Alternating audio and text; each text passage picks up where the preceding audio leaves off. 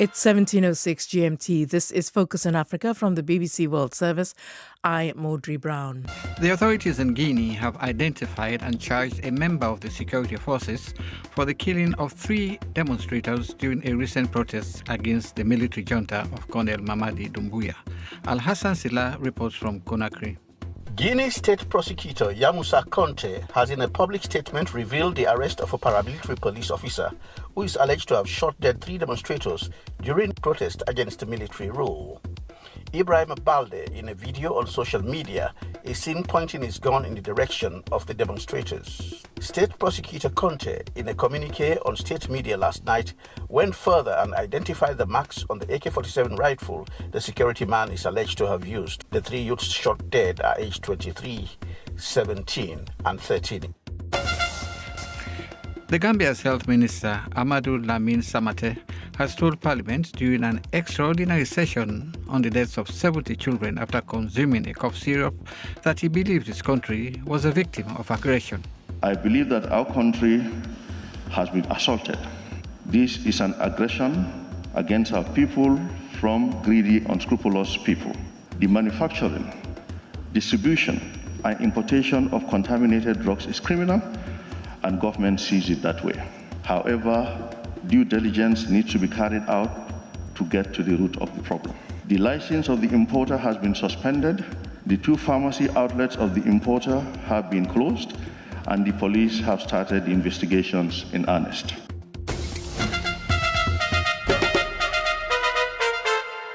Thank you, Victor. And now for a story that has all of Italy and Tunisia up in arms. And when we heard it, we were as aghast as they were. Here it is. A 4-year-old girl made it to Italy on a smuggler's boat all on her own at 4 years old. Thousands of people make the perilous trip, and we've reported about it in detail. But this is a first. How did it happen? Suhail Kmira is a journalist in the capital, Tunis. It wasn't the intention for this child to travel alone. According to the parents' story, it appears that they have put her on this boat and they went back to grab a few things. But in the meantime, the man organizing this, or the captain of the boat, saw some light, what he thought to be was the National Guard, sort of panicked and just took off with this child on the boat with other people before her parents even got the chance to catch up with her. This wasn't the first intention. They were planning to go together. According to a spokesperson from the Ministry of Interior, they have paid nearly 26,000 dinars for 4 people, 2 parents and 2 children. The amount of money we're talking about is $7,400. Before we talk about the money, just tell me about the child and her well-being. How was she looked after on the boat? The circumstances are still very vague around the child's journey from Tunisia to Italy. It appears, according to a lot of reports, she is safe and sound and in the custody of Italian authorities. She is looked after. The Ministry for Women, Childhood and Seniors have already sent a special convoy to look after the child. They're meeting up with Italian authorities today and tomorrow to plan things to bring the child back to Tunisia. How did they find out who she was? The story broke out when Italian media reported it, and it was widely shared on Tunisian social media. This is how people who have seen videos and all were able to identify the child. People who were accompanying her gave description of her parents and told them who her parents were. But because otherwise, if this had not been reported by Italian media, this child would have gone unnoticed. What has happened to the little girl's parents? The little girl's parents were at first detained, but now they have been released. However, they have been put on a no-fly list. The investigation is still ongoing, as the man who sort of organized this trip is still on the run. The boat owner, however, has first claimed that the boat was stolen, but he has since been detained, and the investigation is still ongoing. Now let's talk about $7,400. How do you get together $7,400 if you are in the situation where you need to leave in order to make a living? People have some savings. A lot of people sell their houses, they sell plots of land, they sell their cars, they sell their businesses if they have any. They suddenly realize, for example, like, okay, look, it is no longer profitable, or I can no longer keep my family here. I can no longer make ends meet here in Tunisia. I'm struggling to pay rent or pay mortgage or make car payments or whatever. So what a lot of people end up doing is sell whatever they have and just pack up and leave. That gives us an insight into the kinds of people, I suppose, that are actually leaving the countries. These are the people that have been up to now people who were able to live, who had maybe had professions, had proper jobs, the breadwinners of the country, are they? Yes, there are people who are unemployed, who could not find jobs or whatsoever. But at the same time, as you said, these are the breadwinners. These are people who have projects, people who have families, entire families. They have their entire living. We're talking about people who just abandoned what they have, and because they simply realize that they can no longer make it here in Tunisia. It's becoming too harsh. We're not talking about like poverty-struck people. There are some reports of people saying that like you never know when you're going to wake up one day and find that you have dropped from middle class to lower class. Are there any attempts being made to try and keep people in the country, to not risk the dangers of the ocean and the hostility of coming to Europe? There has been some attempts by the Tunisian government to sort of like, quote unquote, incentivize the youth to stay here in Tunisia and like to make it here in Tunisia. Just recently, the Tunisian prime minister went out and said, oh yes, let's encourage the youth to stay here in Tunisia and build a better future for our country. And that's Tony Vignon. So I beg your pardon. That is Souhail Khamire, a journalist in the capital, Tunis. Audrey. Thank you so much. It's Kevin Hand. And now, Tiny Traces. It's an exhibition currently on display here in London. It explores the lives of African children from 1739 to 1820, which is a key period in Britain's colonial past. There were up to 15,000 African people, both free and enslaved, living in Britain at the time. Personal letters, employment notes, and court reports reveal fresh insights about these children and their parents. There were no family safety nets, and the lack of any outside support forced some of the mothers to bring their children and their babies and young children to the Foundling Hospital here in London.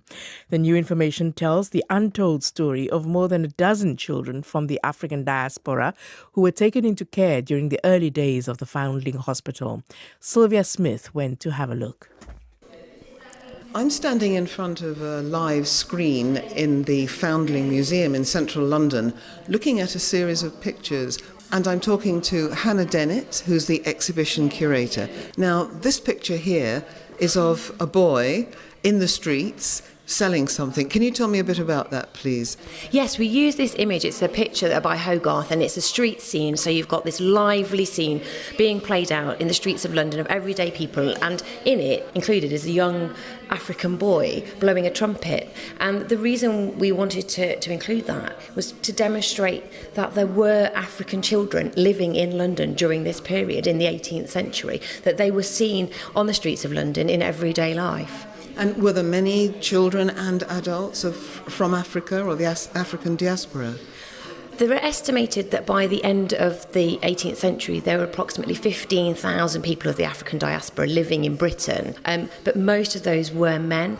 They tended to be brought here in the households of white plantation owners to work in houses, and so there weren't that many children that we know of. What we do know is that there was a fashion during this period for young African boys to be brought to be used as page boys in the houses of the wealthy. So they would often be dressed up in fine livery, waiting on the tables while they hosted their banquets to kind of demonstrate the wealth of these people.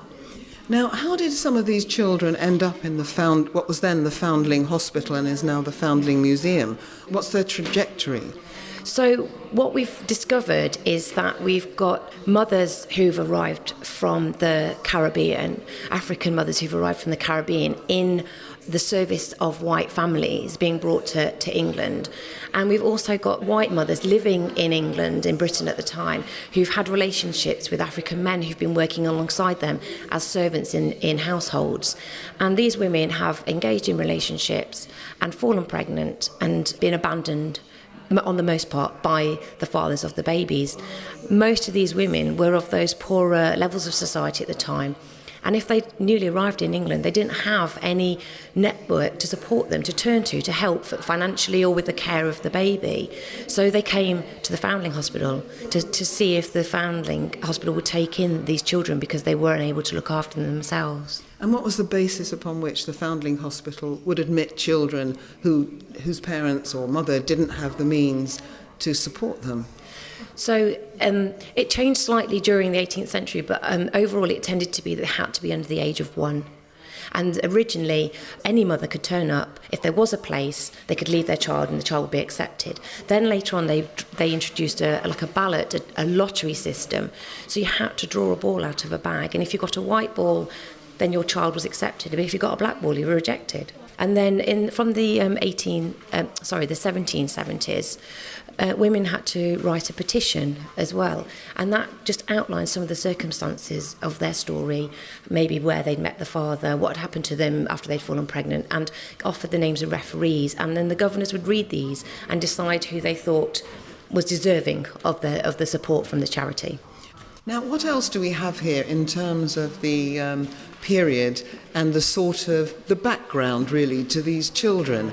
I'm looking here at the question of Sierra Leone. We've got a view of the entrance to into the Sierra Leone River, dated 1791. How does that relate to? So interestingly, a very small proportion of parents returned at a later date to try and reclaim their children. If their circumstances had changed, then the governors would consider where they were at with their life and whether they were able to provide as good care for that child as the hospital was. And if they felt that was the case, they'd return the child. Now, overall, this is a very interesting and well-illustrated exhibition. What does it really tell us about this particular period and the sort of population and their children of Africans that we would find throughout the United Kingdom?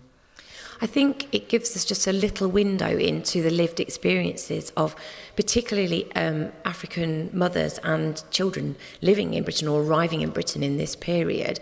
It shows us that they were here, they were living in London at the time. They were part of the population and the communities living in London. It also shows us that a lot of people who had children of African heritage in this period were struggling to look after them because they tended to be from the poorer levels of society. Was there no other backup apart from taking your child into or putting it into care in the Foundling Hospital? So it depended if the mothers had been resident. You could get what was called parish relief. If you lived in a parish or worked in a parish for a year, you were entitled to parish relief. But obviously, some of these mothers are arriving from across the colonies, from around the empire, so they have got no way of accessing any of that parish funding. And then they're arriving and they don't have the same familial networks as if they'd perhaps been living locally. So they haven't got the support networks to draw on either in times of need. Often we do find that their employers did support their applications. And so they helped them write their petitions and they verified their stories when they were asked about them by the governors. And that was a report by Sylvia Smith. Now let's talk music festivals. When you get there, we forget our tribes and become one. This is what Afro Nation means. That's the sound of Afro Nation Portugal 2022, which took place back in June. The popular Africa Musical Festival is back after a 2-year pause due to the COVID pandemic. Ghana is the next destination for the live music event, with an estimated 40,000 people expected to attend the African leg between the 29th and the 30th of December. Focus on Africa's Mark Wilberforce spoke to one of the executive producers of Africa Nation, or rather Afro Nation, Rudy Kwachi, and asked him, why is Ghana the preferred destination for the festival in Africa? Ghana is kind of the culture capital of the continent at the moment, for urban culture at least. Our year of return celebration echoed around the world. That gives Ghana that position and gravitas in terms of easy access to Europe. Our flights are direct. It's also become a very great travel destination. So for us, it's a meeting of great space, a great product, and you create a great experience. And the government took a very quick step after 2019 to say, hey, we're actually going to support this project. So there's a 5-year deal that has been entered with the Ghana government just to make sure that Afro Nation stays in the country and continues to provide great experiences for everybody that comes into Ghana during that period. The venue of the event is quite a significant one, the Black Star Square in the centre of Accra, where Ghana's first president, Kwame Nkrumah, famously declared the country's independence from British colonial rule. Why did Afro Nation select this particular venue? The data tells us how people are craving for the experience to return to. So we needed a bigger space. And with us celebrating Black culture, it couldn't get any bigger than the Black Star Square, which is very much historical. And just to point out, we're the Marine Drive at the Black Star Square, so not on the Black Star Square, we're right next to the Black Star Square. In fact, it's an extension of it. There's a massive stage that's going to be used for Afro Nation. Indeed, the same big stage, the main stage, if you will, that was used at the Portugal venue for Afro Nation. Can you confirm, has that now been transported to Ghana for the end of year event? Yes, I can confirm that it's actually in town. And if you paid attention to the recent Global Citizen Festival that was held in Accra, headlined by Usher, SZA, Sarkodie, and co., it was actually the same stage. Right.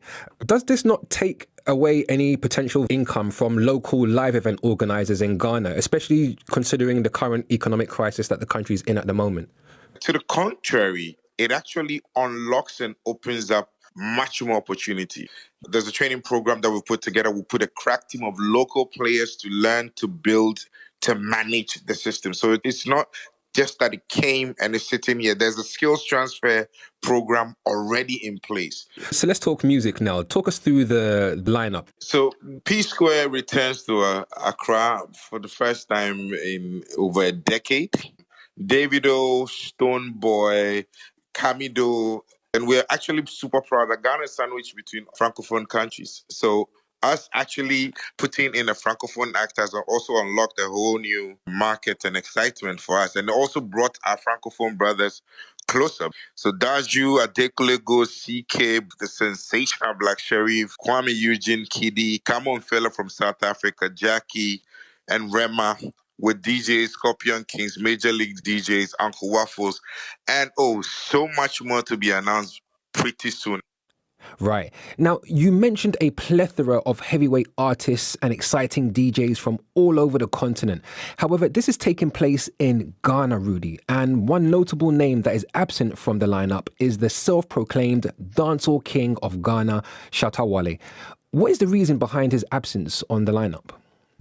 Well, the first thing is we're actually not done announcing acts, and we do that in waves. So I would never say he's not in or not, and you still don't see a bunch of other names in there. So I'll cross my fingers to that. But wait for the waves to finish. In the whole Ghana, the Ghana link up and down. Shatta Wale. Sometime we got father in a MBT, we are right armor. Me, mommy, other, collect on a Godfather.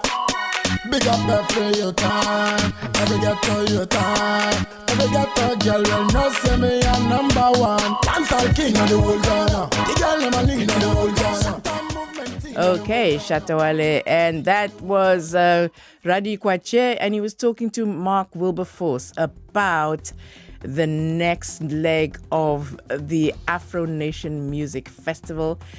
If you want to enjoy some more of it, you know where to go. December the 29th and 30th, Ghana it is. Thank you so much for listening. This is Focus on Africa. My name is Audrey Brown. Join us for the next edition at 19G.